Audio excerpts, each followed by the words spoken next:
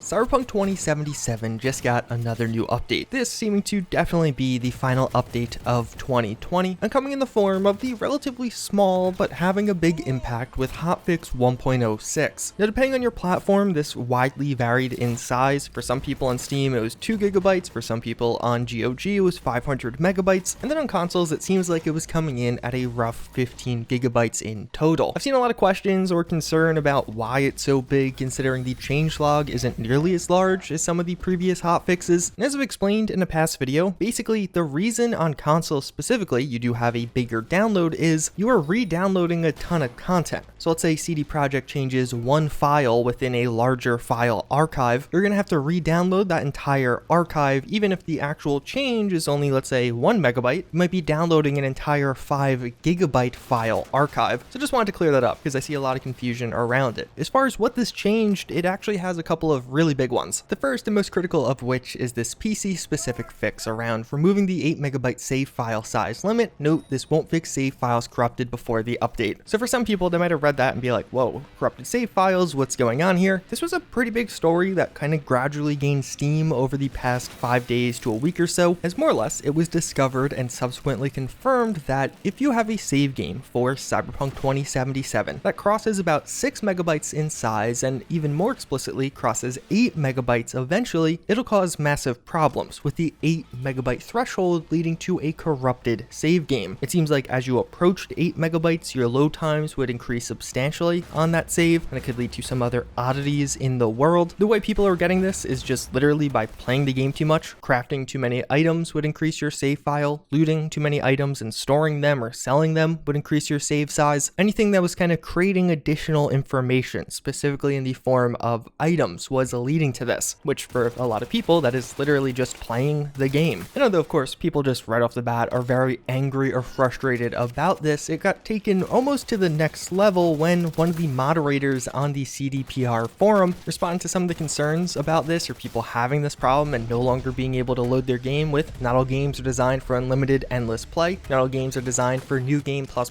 etc. Cyberpunk 2077 as of now seems to have been designed with upper limits in place, likely to avoid issues elsewhere in the engine, just like The Witcher 3. Now in fairness, a lot of people are just taking this quote. He did have a giant many paragraph long post about potential workarounds around this, trying to help out the user. This is the point that's getting taken though, because that was kind of a bad response. Not necessarily officially from CDPR, he's just a moderator on the forum. I don't think he works for them or anything like that. But either way, in the end now, of course, we are bringing the news that just a couple of weeks after this news went live and many people started noticing problems with this as they were just playing the game or going a more crafting specific route, CDPR has come around and seemingly fixed the issue outright, which is really good. Although unfortunately, if you are affected by this bug, there isn't a way to get your save games back, at least not right now, and it doesn't really seem like that's on the horizon. If you're approaching the limit, you will no longer hit it, but if you already hit the limit and already corrupted that save game, it looks like you're just kind of stuck with that and just have to start a new game. One of the other issues with this was several people were getting corrupted save games, then going back to older save games and then corrupting those other older save games also, so it led to quite a bit of progress being lost or just kind of losing their saves altogether. And actually, although not directly related to this, it does make you wonder, were they not extensively testing the crafting system? At least based on my testing thus far, specifically for some videos, it seems like crafting in Cyberpunk 2077 has the highest ceiling for damage, and that speccing into this category could lead to the most damage being dealt consistently, but it's an utter nightmare. Using some of the crafting perks, you can upgrade components and then upgrade certain weapons, and just doing this, upgrading a bunch of components, you have to go one by one, and in the end, for me to just upgrade this one weapon ended up taking me like 7 minutes of just sitting here and clicking a button because you can't craft in multiples, and it actually takes about 0.8 seconds, nearly 1 full second to actually craft one individual thing. Meanwhile, I have to craft hundreds, if not thousands of that thing. It's brutal, and it definitely feels like one of the games that didn't get a lot of testing, and if anything, I would think this 8 megabyte issue could be evidence of that. Fortunately, at least for PC users, several mods have already started to fix these problems. One of the other changes this brings to the table is improved memory management and stability, resulting in fewer crashes. This is an interesting one in that it actually seems like this patch, similar to one of the past patches, has some issues with it on Steam specifically. Now, the improved memory management and stability is for consoles alone, but following this update, many people found they were getting more crashes on Steam. Not super widespread, not like it was affecting everyone, but it more or less looks like you you just have to verify the integrity of your game files on Steam, and that will basically fix the problem. So I've been playing Cyberpunk over the past day and noticing more crashes on PC. Try verifying the integrity of your game files. And I mention this because it is the second time there's been an issue with the PC build of the game, specifically the Steam distribution of an update. For consoles, even though this says it should result in fewer crashes, many early reports from PS5 do mention no real change. For whatever reason, the PS5 has been having consistent crashing issues with Cyberpunk. Some people seem to be relatively okay, just getting one crash every once in a while or no crashes at all, but others are getting more consistent crashes, one every 40 minutes, one every couple of hours in playtime, which, although not being the biggest deal in the world, can get really frustrating. If you're playing a 6-hour session and end up getting 5 to 10 crashes during that session, that really sucks. Although in my testing, it actually seems like I was getting at least slightly less crashes on my Xbox One X, and it looks like Xbox users overall may have some benefits from this improved memory management and stability. And of course, it's still early on. A lot of the stuff is super specific. Some people are having tons of crashing problems while others are having barely any. So it seems like there might be some underlying aspects of how you play that contribute to this, but at least overall, broadly speaking, if you're having problems on Steam, that should be the fix with verifying game files. PlayStation users still kind of seem like they're having a lot of problems, especially on PS5, and Xbox continues to be the best console to play Cyberpunk on for one reason or another. And then one final one, we do get that Dum Dum will no longer go missing from Toten Tan's entrance during second conflict. This is a simple quest bug with the game. More or less, there was a side quest. You'd have to do it around Dum Dum and he just wouldn't be there,